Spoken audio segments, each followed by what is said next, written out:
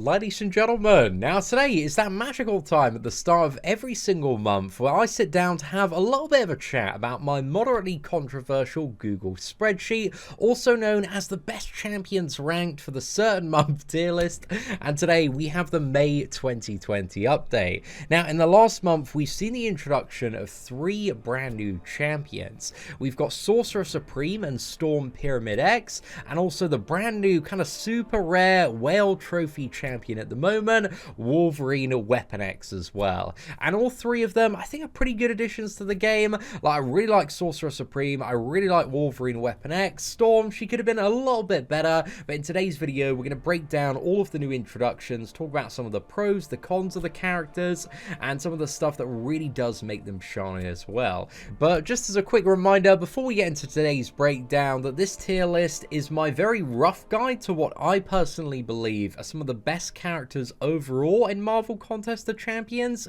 The game as it is very complicated. There are dozens of modes of gameplay, there are so many different fights and matchups and nodes and scenarios, and depending on everything in play, some characters are either absolutely insane or close to worthless. So you've always got to think about, you know, the matchup, the scenario, what you're trying to tackle, but this tier list kind of aims to roughly educate you, if you're a new progressing player, as to what are some of the most valuable champions out there. But again, there are thousands on thousands of excellent kind of gameplay and video guides when it comes to specific characters, so the YouTube search bar is always your best friend if you're looking for some solid info or gameplay on a particular champion. But again, use this for what it is, a very rough guide to what I believe are some of the best characters overall. So now that we got that super fun disclaimer out of the way, let's start off by having a bit of a chat about the new introductions this month. So we got Sorcerer Supreme, Storm, and also Wolverine Weapon X, and we're going to be starting by talking about Sorcerer Supreme.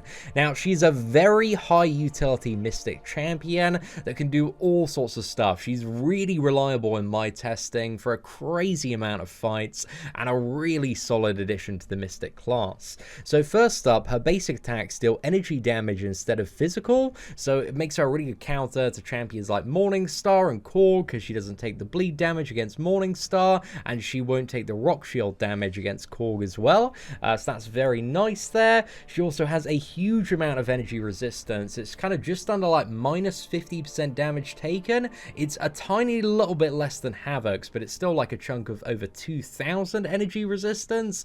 So yeah, that's big in a lot of scenarios where you are going to take a huge amount of energy damage, either via energy hits or kind of like passive damage over time effects. It can help to mitigate both, like a really substantial amount. She also has insane regeneration potential. Now, regeneration is kind of based off like 2 things. The first thing is the amount of damage she takes via her block, because while she has the regeneration effect active, and it's really easy to get 100% uptime if you're trying to go for it, she pretty much will regenerate any damage dealt to her while she's blocking.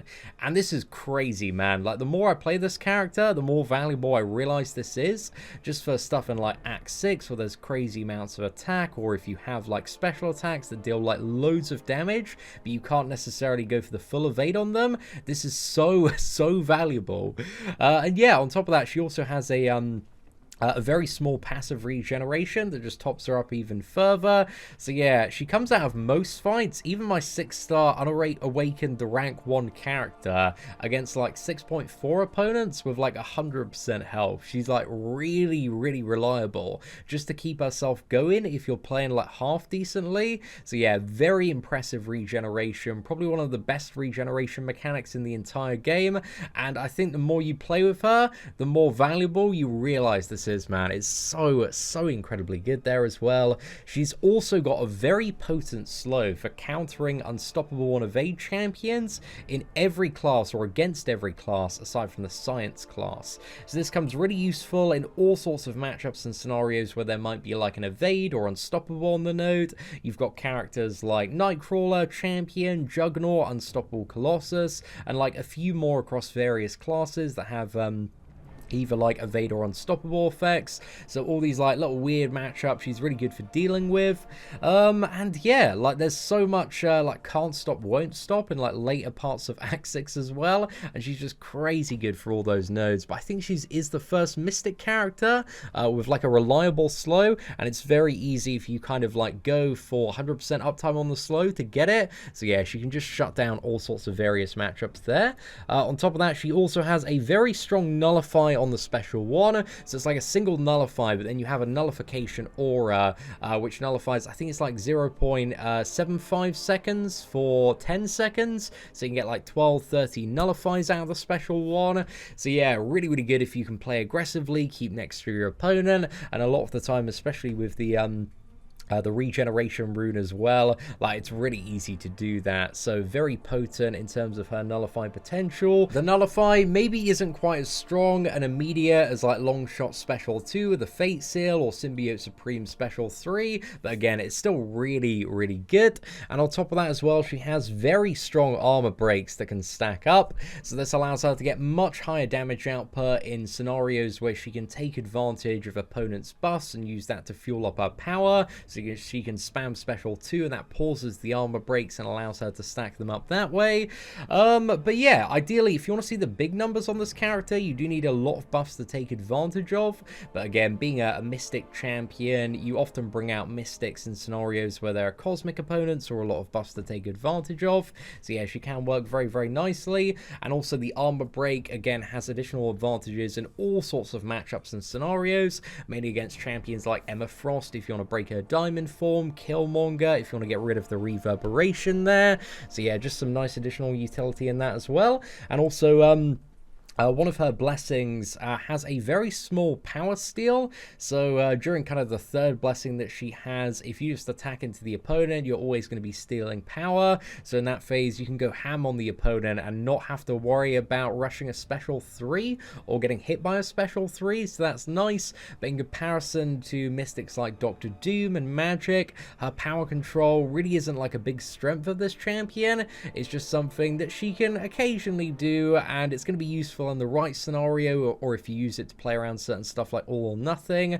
But again, it's not like super amazing and reliable. It's just kind of like a nice little thing on top of everything else she has as well. She also has a very hard-hitting special 3.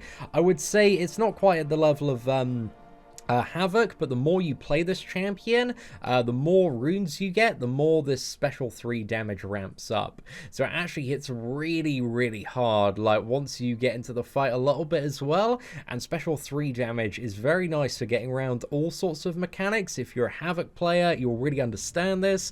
But yeah, the special 3 slaps, man. It's very nice. And also a massive pro about this champion as well is she does not need to be awakened to be a really good character. You can pull her straight out of the 5-star, the 6-star crystal. She's going to have all the utility you need to get loads of stuff done in this game and just be a really solid champion. Although the awakened ability, it does have a couple of additional benefits. It increases the potency of blessings, so it kind of gives you like a little bit more attack in the attack one, a little bit more power steal in the power steal one, and even more perfect block chance in the armor one as well. So yeah, that's certainly not too bad, but also it gives her up to 50% increased ability accuracy, which is very useful in matchups like Domino and Black Widow to prevent like all sorts of stuff failing there.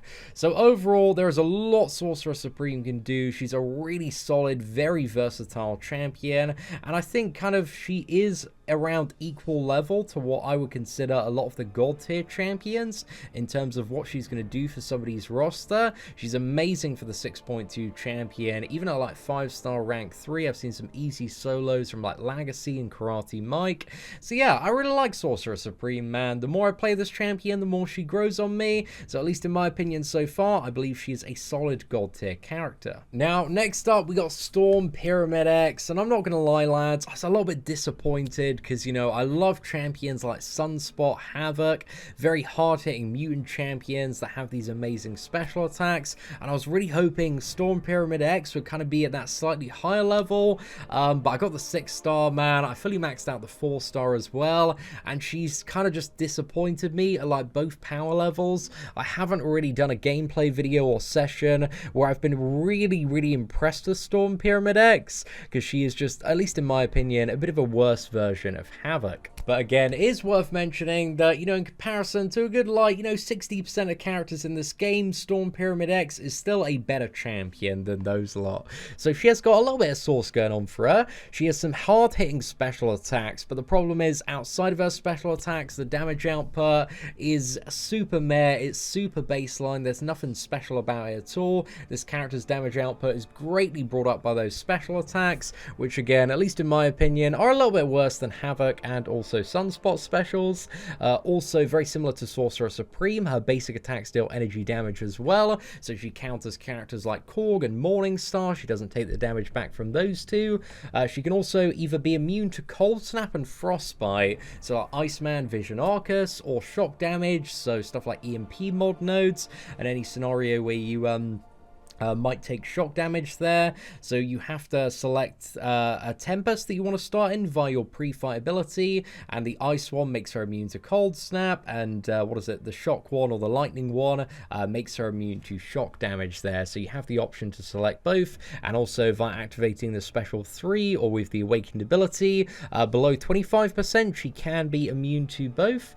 But yeah, just something to keep in mind there. Also, I think probably her best bit of utility is if the opponent shrugs off a stun, she instantly applies a longer passive stun, and this is amazing. This is so good for Annihilus. Annihilus is a really like pain champion to fight. A lot of Mystic champions do a really good job at countering Annihilus, but Storm Pyramid X is actually an amazing counter to Annihilus, because like whenever you go for that parry, he's going to shrug it off like, what is that, 60% of that time. You get a longer passive stun, you can go for like a 3 combo straight into a 5 combo, so it just makes it very easy to kind of control and fight Annihilus. So very oddly, man, she's actually a really good Annihilus counter. I'll do some videos on that at some point in the near future as well. Also very good for Agent Venom, Kingpin, and any scenario where the opponent shrugs off debuffs or there's like a tenacity node or something. But yeah, that passive stun is a very nice kind of unique piece of utility there. Also on top of that, her special 1 inflicts a passive cold snap that can allow you to shut down evade champions, and the passive, I believe, even inflicts in scenarios that are traditionally debuff immune, because it's a passive and not a regular debuff. So essentially a special 1 is a bit of a better version of Iceman's special 1. So yeah, it's not too bad in terms of its utility. However, one big drawback from Storm Pyramid X as well is that this champion has very low health. She is around like the Wasp level of hit points, so really low, man. One of the lowest in the game, very flimsy champion. So yeah, just keep that in mind as well. Like, it makes her like a little bit annoying, a little bit squishy to play in a lot of scenarios unless you are a very talented and very skilled player. And also she's very reliant on her prowess buffs, which are kind of traditional buffs. So if there's any node or scenario, say for example you're fighting like Doctor Strange and he's nullifying all of the buffs, that gets rid of those buffs, then her damage output is just going to be really bad.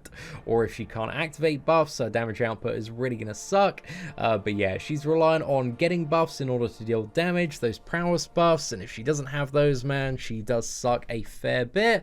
But overall, Storm Pyramid X, she's alright, she's not too bad, but like, she's a worse version of Havoc, who is arguably a little bit less spicy than Sunspot. However, I think all three have their uses, but Sunspot and Havoc, at least in my opinion, are two of the most dominant kind of mutants when it comes to like big special attack damage.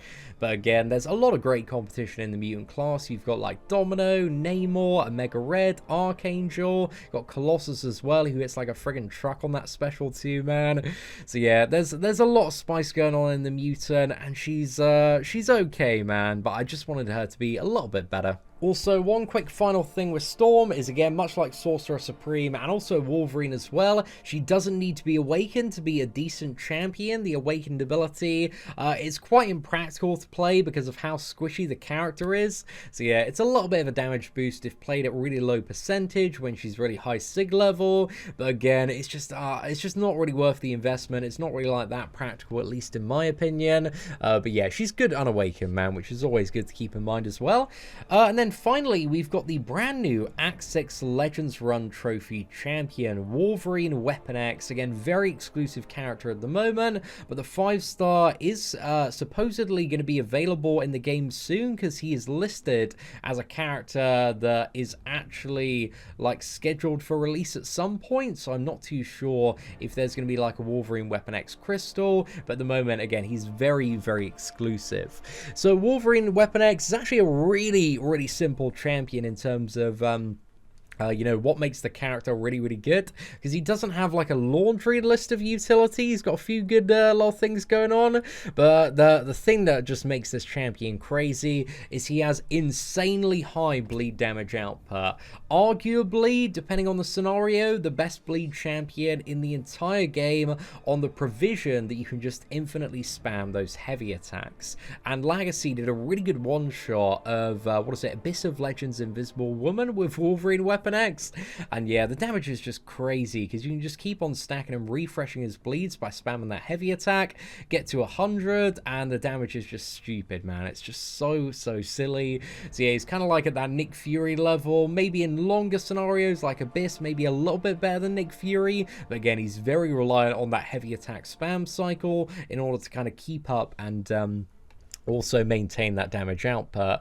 But I would say like Nick Fury with his unblockable and evade counter and all of the great stuff that Nick Fury does, he's a better champion overall than Wolverine Weapon X, because Wolverine Weapon X is a bit of a, in some ways, a one-trick pony in bleed matchups, but I don't know, maybe he's so good that he does belong in that Beyond God tier. But I'm gonna have a little bit of a wait and see with Wolverine Weapon X, man, because again, he's a very new, very exclusive champion, and a lot of the people using him do have him at like 6-star rank 2 or 6-star rank 3.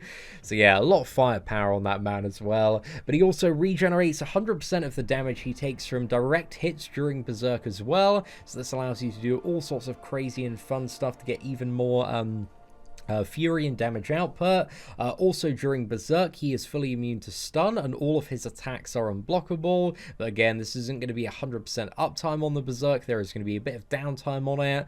But again, at the right time, man, this can allow you to get around like certain mechanics and certain stuff as well, which is very, very nice there. But overall, the new Wolverine is a bit of a beast. I think like out of all the new champions, he does look like the most enjoyable to play. But I love like high damage output bleed champions, man. They're very, very fun, and hopefully we can get our hands on a 5-star version at some point in the near future as well. But anyway, ladies and gentlemen, that is it for the May 2020 tier list update. I think hopefully in the next month we got the release of Black Widow, Red Guardian, and fingers crossed as well, because this is a really big one.